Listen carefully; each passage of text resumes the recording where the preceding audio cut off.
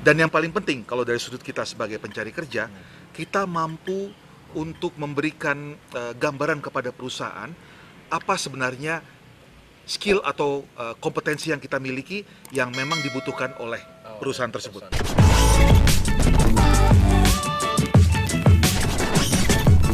Guys, jumpa lagi dengan saya Rudy Caniago, dan saat ini saya ingin informasikan saya lagi di tempat yang sejuk banget. Ini tepatnya ada di Gunung Gelis, di campsite di daerah Puncak dekat Bogor situ. Kalian pasti tahu tempat ini. Ini nyaman banget tempatnya, apalagi dingin-dingin. Di dalam itu ada kafe, ada restoran. Dan kita akan temui Ronald Tuhatu sebagai narasumber kita pada hari ini. Let's ikutin saya.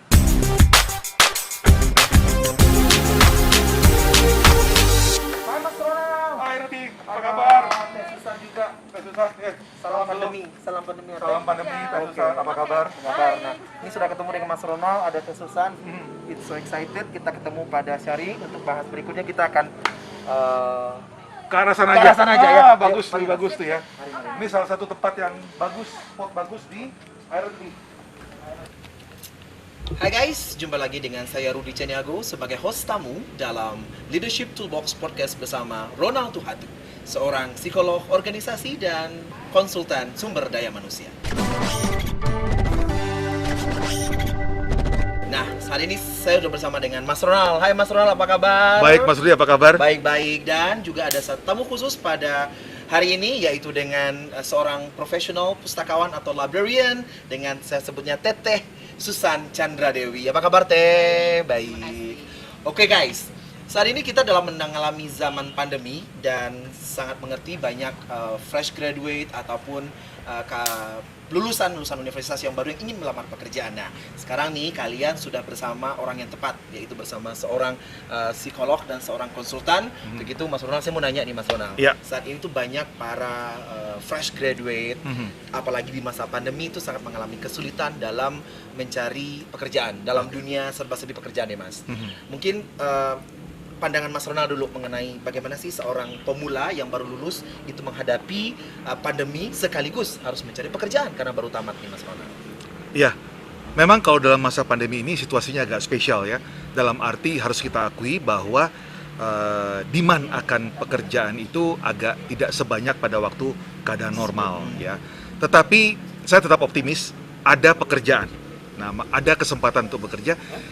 Tinggal bagaimana kita mampu untuk mencari peluang tersebut, dan yang paling penting kalau dari sudut kita sebagai pencari kerja, kita mampu untuk memberikan gambaran kepada perusahaan apa sebenarnya skill atau kompetensi yang kita miliki yang memang dibutuhkan oleh perusahaan tersebut. Oke. Nah, sekarang lebih spesifik nih Mas. Saya tuh punya keponakan lah ya, fresh graduate dan mencoba untuk melamar pekerjaan. Beberapa kali dia udah coba, Ya. tapi kalau dari kacamata saya sih, proses mereka dalam melamar itu yang tidak proporsional gitu. Oke. Contoh dalam surat lamaran atau bahasa yang dipakai. Nah, sekarang sebenarnya sih, apa sih tips utama yang harus dipunyai oleh seorang fresh graduate untuk melamar pekerjaan? Oke, kalau kita bicara untuk para fresh graduate ya, kita bicara tentang proses lamaran kerja ya. Kita bicara dengan salah satu alat yang utama, yaitu curriculum vitae atau resume atau daftar riwayat hidup kalau bahasa Indonesia, CV ya. Nah, CV ini harus dapat menunjukkan skill apa yang dimiliki oleh orang tersebut. Nah, ini sangat penting. Bagaimana dalam waktu singkat yang membaca baik user maupun HR di organisasi mendapat gambaran. Jadi ketika saya melihat CV Mas Rudi, saya tahu bahwa Mas Rudi memiliki keterampilan atau yang biasa disebut dengan transferable skill atau kompetensi A, B, C, dan D yang sesuai dengan bidang pekerjaan yang dilamar dan juga sesuai dengan apa job description yang kita perlukan. Jadi dalam waktu singkat CV tersebut harus dapat mengkomunikasikan keterampilan kompetensi apa yang dimiliki oleh sang pelamar pekerjaan. Pelamar tersebut. Iya. Berarti kalau dalam basicnya sebagai seorang fresh graduate pasti ada konsiderasi tertentu dari seorang HR untuk memperkerjakan mereka terutama ya Mas ya. Iya, betul. Oke. Nah, pertanyaan kedua sih yang lebih simpelnya lagi tuh, apakah seorang pelamar ini baru nih anak baru Mas Ronald, apakah mereka itu sudah harus punya kemampuan nggak sih untuk bertanya sesuatu sewaktu mereka dilamar? Nah, kadang-kadang ini yang mereka bingung nih, ada pertanyaan kan biasa tuh ada tuh Iya. HR,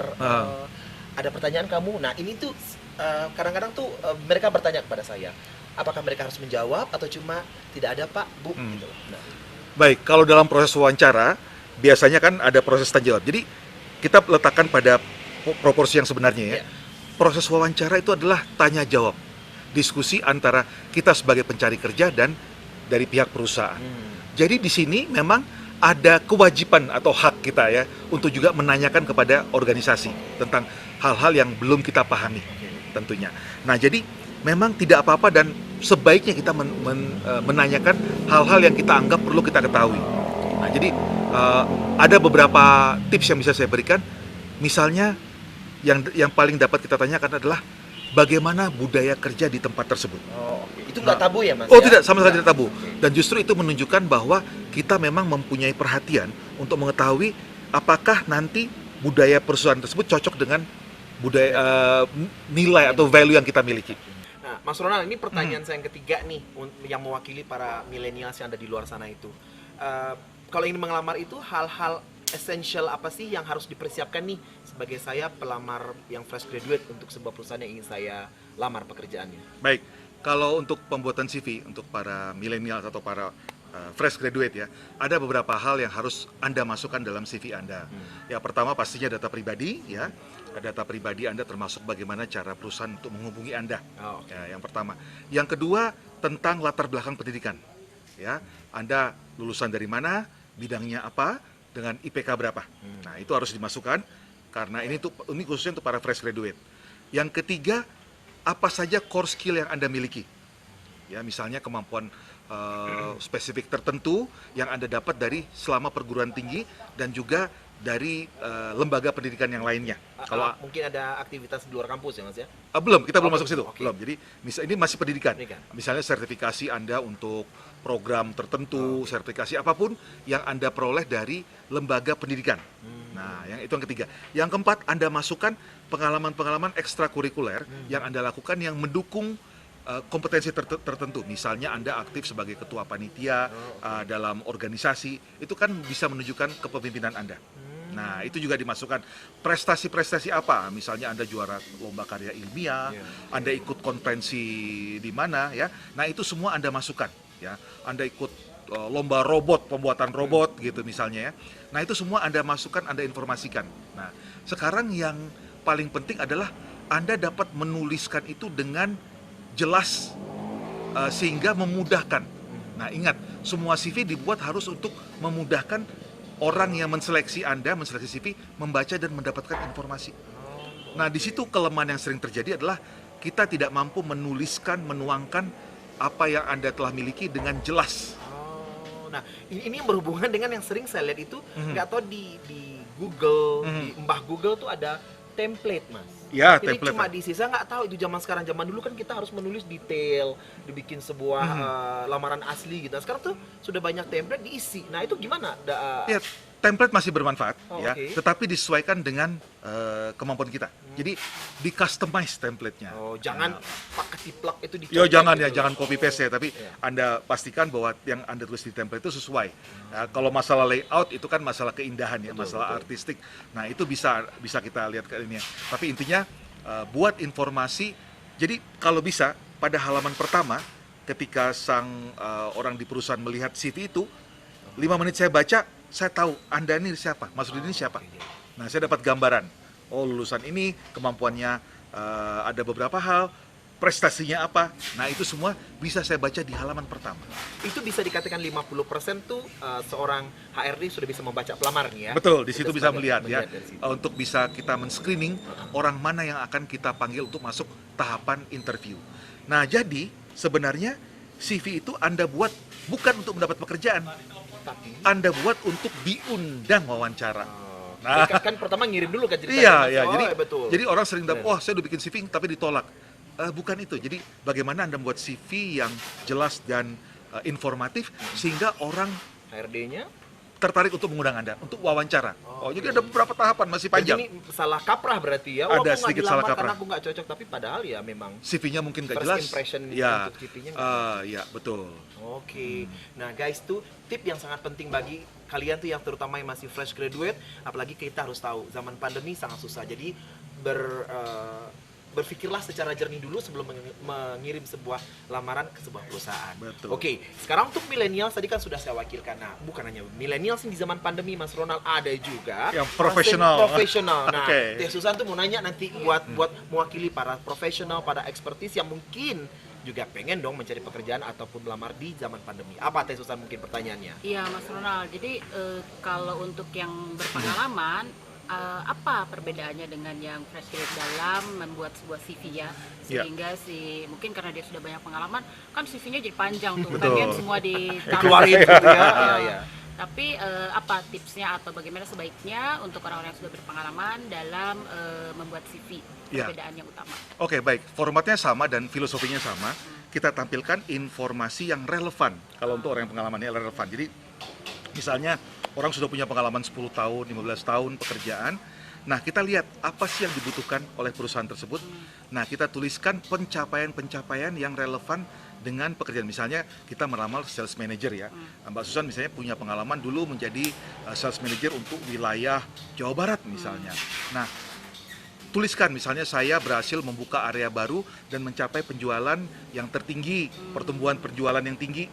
Nah, angkanya 110% kah, 120%. Jadi lebih fokus kepada yang relevan dengan pekerjaan yang dilamar. Betul. Tapi tetap secara keseluruhan data pribadi, latar belakang pendidikan, kemudian juga di perusahaan mana saja. Oke. Nah, Mbak Teh Susan pernah bekerja dan apa pencapaian yang dicapai di situ.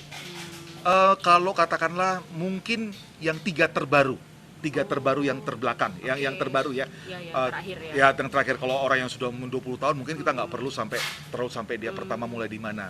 Tetapi singkat saja. Ya, jadi tapi fokuskan kepada tiga terakhir. Nah, sekarang kan sudah cukup banyak orang-orang yang berpindah sampai 4-5 kali, Iya. itu udah hal yang Iya. normal ya. Jadi, Oh, nah oke. fokuskan pada yang terakhir, yang apa pencapaian Anda. Jadi, misalnya ada 1, 2, atau 3 pencapaian yang Anda capai di situ. Kemudian juga sebutkan juga misalnya, katakanlah kalau Anda sebagai pimpinan, berapa jumlah orang yang Anda manage. Nah, itu Iya, juga bisa penting menunjukkan juga ya seberapa besar kapasitas Anda. Hmm. Nah, kemudian berapa lama di organisasi tersebut tentunya pasti Anda tuliskan. Iya, kadang suka lupa tuh ya, karena Iya. merasa udah biasa aja di situ terus lupa dicantumkan juga. Betul ya. Nah, selain itu saya juga ingin bertanya, kan kalau rata-rata saya lihat tuh di lowongan, apalagi musim pandemi gini, kadang-kadang ada yang dibatasi tuh, maksimal usia 40 Ya. atau mungkin apa ya, lah kita yang mungkin Masih di produktif atas ya, Teh? 40 Ya. dan merasa produktif itu, apakah masih ada kesempatan? Kalau saya percaya dan optimis masih ada kesempatan. Karena gini, Amin. sebenarnya organisasi mereka mencari orang yang qualified. Nah, kadang-kadang sekarang makin terbuka ya, tidak terbatas oleh umur.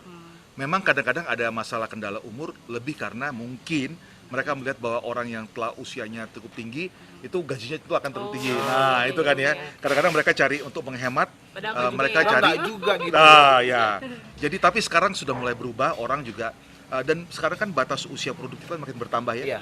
Orang masih 60 pun masih. masih Nah, dan juga kalau kita lihat di perusahaan itu kan ada berbagai macam model.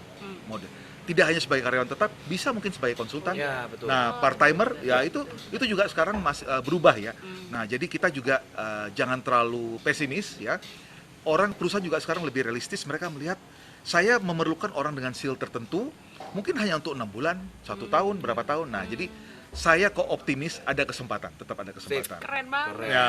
Saya mau Mungkin- lamar lagi. Tapi itu sudah ini mengalir saat ini di Sudah cukup banyak kok, Indonesia. ya cukup banyak orang yang sistem kontrak, Ya. ya sistem outsourcing segala macam ya. Kecuali mungkin kalau di pemerintahan, Ya. ya yang struktural di ini ya itu mungkin agak sulit ya.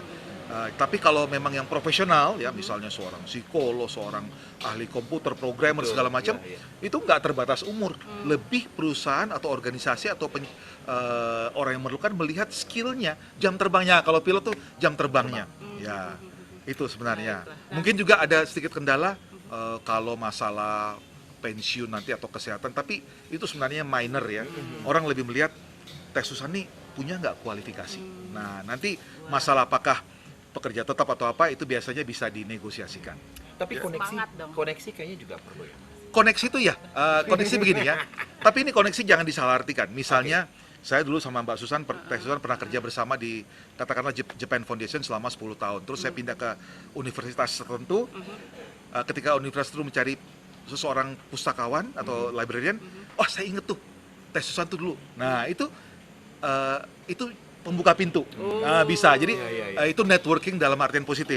Nah, tetapi nanti apakah diterima apa enggak itu tergantung ya. Kadang-kadang kita buka pintu. Oh, kenapa? Oh, karena saya tahu cara kerjanya. Biasanya kita punya referensi. Rekomendasi kan ini. Rekomendasi Jadi itu semangat ya. ya rekomendasi yang positif. Oh, saya sudah tahu gaya kerjanya. Oh, Teh Susan tuh orangnya memang result oriented. Kerjanya cepat. Misalnya Nah, gitu ya. seperti itu. Jadi Waduh. ada bagus juga ya kita mempunyai teman atau rekomendasi karena orang tersebut tahu cara kerja kita. Betul juga ya. Jadi kadang-kadang dicantumkan nggak tuh di dalam surat ini bahwa Boleh kalau memang diminta referensi, tuliskan saja referensi pernah kerja di mana. Tetapi kan nanti biasanya HR atau perusahaan akan ngecek di media sosial Ya. atau apa LinkedIn ya itu salah untuk satu melihat. juga saat ini ya Mas Ronald ya. Ya. Makin sebuah perusahaan mengecek sosial media, Facebook Betul. dan lain-lainnya untuk melihat background dan latar belakang. Makanya saya bilang ya, kalau dulu kan ada pepatah, mulutmu adalah harimaumu. Sekarang saya bilang sosial mediamu adalah harimaumu. Oh iya betul. Artinya apa? Iya. Kalau kita tweet atau Ya. Facebook, jangan menuliskan sesuatu yang bisa membahayakan diri. Maksudnya dalam arti kita ketika kadang kita marah, Ya. entah yang kasus politik atau apa, wah kita langsung menumpahkan, Spontan, seolah-olah kayak kita memuntahkan, wah itu perusahaan akan lihat, wah ini orang ini nggak cocok nih dengan gaya kita. Nah, jadi kendalikan semua sosial media. Jadi menurut saya itu sosial media kita adalah ruang tamu, ya, ruang tamu bukan toilet. Toilet. Ya. Iya, iya, Nah betul. artinya Betul, apa? benar. Ditata dengan baik, ya. Ruang tamu Anda dibuat dengan baik, tampilkan kinerja Anda, peristiwa Anda dengan keluarga, Anda reuni keluarga itu kan tentu lebih Sehingga yang bermanfaat. melihat bisa merasa Umum, nyaman dan Daripada mengkritik nggak jelas Iya, tuh loh. iya. Nah Iya, itu iya, iya. Twitter ya. Setuju, Ya. setuju. Jadi sosial media kita juga diatur, ya. baik. Kalau ada satu lagi yang kadang-kadang mengganjal nih, kita Iya. kan di perusahaan itu ada berbagai angkatan kerja. Betul. Nah, saya kadang-kadang melihat antara generasi mungkin anggaplah baby boomers dengan generasi milenial sekarang suka ada gap ya. Betul. Mungkin harusnya berkomunikasi seperti apa gitu supaya meminimalisir gapnya itu demi melancarkan pekerjaan. ya. Oke. Jadi sebenarnya ya kesenjangan komunikasi ataupun gaya manajerial, gaya kepemimpinan itu sudah terjadi sejak dulu, bukan baru tiba-tiba ada zaman ini, Iya, betul gitu juga. ya. Waktu saya zaman baru masuk juga mereka yang lebih ini mengeluhkan generasi saya, gitu ya. Jadi itu akan terjadi setiap 5 atau Iya, 10 betul tahun. juga sih. Nah, ketika menghadapi milenial kan milenial dibesarkan oleh sosial media dengan teknologi yang lebih gadget. ya. Nah, jadi yang paling penting adalah pertama self awareness. Kalau kita pakai kerangka berpikir emotional intelligence, kita tahu diri kita siapa dan bagaimana kita dapat membina hubungan dengan orang yang berbeda karakteristik kita, saling paham, gaya berbeda. Pasti gaya berbeda. Ini pernah kita bahas waktu dengan MBTI ya, Mas Rudi ya. Jadi gaya sebenarnya yang perlu kita ketahui apakah orang itu kalau kita pakai framework MBTI tipe introvert atau extrovert, sensing atau thinking, feeling atau intuition, ya. Nah itu semua akan sangat berpengaruh pada saat kita berkomunikasi dengan orang. Pasti ada beda gaya. Iya. Nah jadi kejelasan komunikasi kalau kita bicarakan sender, receiver, ada noise. Ya. Nah ini kan harus diperhatikan juga. Tetapi langkah awal adalah kita sadar bahwa pasti akan berbeda gaya komunikasi. Nah kalau kita sudah sadar akan berbeda gaya komunikasi, kita akan masing-masing tidak bermaksud untuk mengubah orang lain. Nah, kadang-kadang ini kita maunya mengubah orang lain, tentunya tidak masuk akal ya. Nah, jadi kita ya ketemu di tengah. Oke. Nah, bagaimana cara untuk berkomunikasi dengan baik? Itu melalui intensitas bertemu yang tidak hanya pada saat-saat formal, saat-saat informal, misalnya makan siang bersama, ya. Nah, itu kadang-kadang, tetapi juga kita harus ingat, hubungan kita di kantor juga tuh, kalau memang tidak perlu sampai kita menjadi sahabat akrab ya nggak perlu. Kalau kita hanya cukup itu di kantor saja. Kadang-kadang kita mau Lanjut keluar nih. lanjut keluar. Harus Iya, bawa ya bekal mungkin kemana. ya. Ya Harus mungkin nggak iya. perlu ya kan. Saya juga Teh Susan kan juga punya komunitas lain ya. Ya udah ya tepatkan pada kotaknya masing-masing. Nah, jadi itu tapi yang paling penting kalau saya boleh ulang lagi dua hal. Pertama satu self awareness ya di semua pihak. Dan yang kedua kita jangan punya ambisi mau mengubah orang lain. Nah itu kalau kalau dari saya itu saran saya bagaimana kita berkomunikasi lintas generasi. Menarik. Menarik. Ya. Tapi menarik semua yang sudah baik dari sisi milenial sampai yang sudah profesional yang sudah mencoba untuk mencari pekerjaan ya Teh ya. Tapi Teh Susan, Mas Ronald, waktu kita sudah habis Ya. dan Sayang ya. it was really excited bicara masalah pekerjaan dan juga para millennials yang ingin melamar ataupun dari sisi profesional. Jadi para penonton semua, semoga apa yang kita bicarakan tadi dengan Mas Ronald dan juga Teh Susan bisa bermanfaat buat kalian, terutama bagi kalian yang sedang mengalami masa sulit-sulit pada zaman pandemi ini. Tapi kita tetap optimis dan harus semangat terus. Oke? Ikuti terus topik-topik menarik bersama Rudy Caniago Ronald Tuhatu, Susan Chandra Dewi. dalam Leadership Toolbox Podcast.